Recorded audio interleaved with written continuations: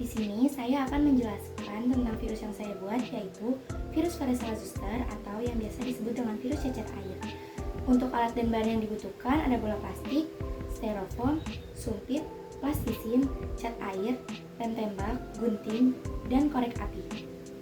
Lalu estimasi waktu yang dibutuhkan sekitar 3 jam karena lumayan lama untuk menunggu catnya kering. Dan biaya yang dikeluarkan sekitar 62.500. Apa sih cacar air? Cacar air adalah penyakit kulit yang biasanya dibarengi dengan gejala-gejala tertentu seperti demam, gatal di sekujur tubuh, dan lain sebagainya. Cacar air termasuk dalam self-limiting disease atau penyakit yang biasanya dapat sembuh sendiri, sehingga tidak dibutuhkan obat yang khusus untuk menyembuhkan penyakit ini.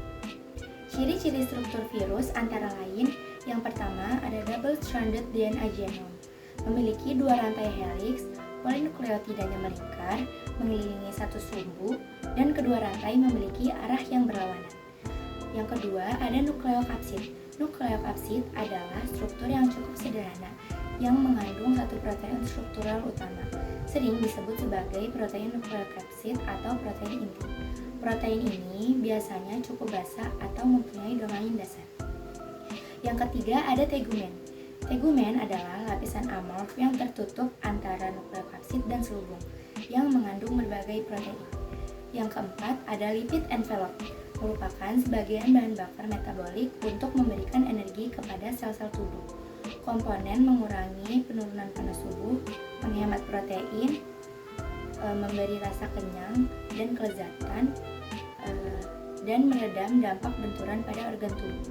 Yang kelima ada glycoprotein spikes. Glycoprotein spikes memiliki celah tunggal pada penyelarasan asam amino, lebih dari 5 residu. Sedangkan penyelarasan dengan PRV atau EBV-GH memiliki beberapa celah besar pada dugaan DII. VZV-GL tidak dapat dimodelkan karena rendahnya identitas dengan HSV dan EBV-GL. Fungsi bagian virus antara lain, yang pertama, double-stranded DNA genome berfungsi sebagai petunjuk untuk replikasi atau pembuatan virus baru di dalam sel inang. Yang kedua, ada nukleokapsid, berfungsi untuk melindungi DNA virus dari kerusakan.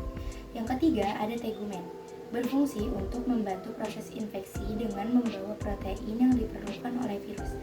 Yang keempat, ada lipid envelope, berfungsi untuk pelindung virus dan juga membantu proses infeksi dengan memudahkan virus masuk ke dalam sel inang. Yang kelima, ada glycoprotein spikes, berfungsi untuk membantu virus menempel pada sel inang dan memasuki sel inang. Gejala bagaimana munculnya cacar air antara lain munculnya ruam, demam, badan pegal, sakit kepala, dan nafsu makan menurun. Apa sih yang menyebabkan terjadinya cacar air? Virus yang menjadi penyebab cacar air adalah virus varicella zoster.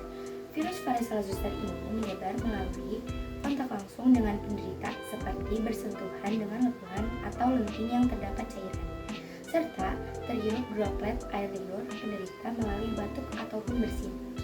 Bagaimana sih cara pengobatan cacar air? Cacar air dapat dicegah dengan vaksinasi. Penanganan yang umum yaitu meredakan gejalanya.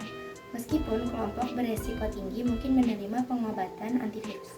Adapun beberapa obat-obatnya antara lain analgesik untuk meredakan nyeri, antivirus untuk mengurangi kemampuan virus berkelompok, dan antihistamin untuk mengurangi atau menghentikan reaksi alergi. Penderita cacar air boleh mandi nggak sih? Boleh dong, tapi dengan cara pilih sabun yang lembut dan tidak terlalu banyak busa. Lalu gosok perlahan agar lenting yang terdapat di tubuh tidak pecah, dan tepuk dengan handuk agar tetesan air di badan mengering. Tetapi handuknya tidak boleh dipakai oleh orang lain. Sekian presentasi dari saya. Mohon maaf bila ada kekurangan. Terima kasih. Wassalamualaikum warahmatullahi wabarakatuh.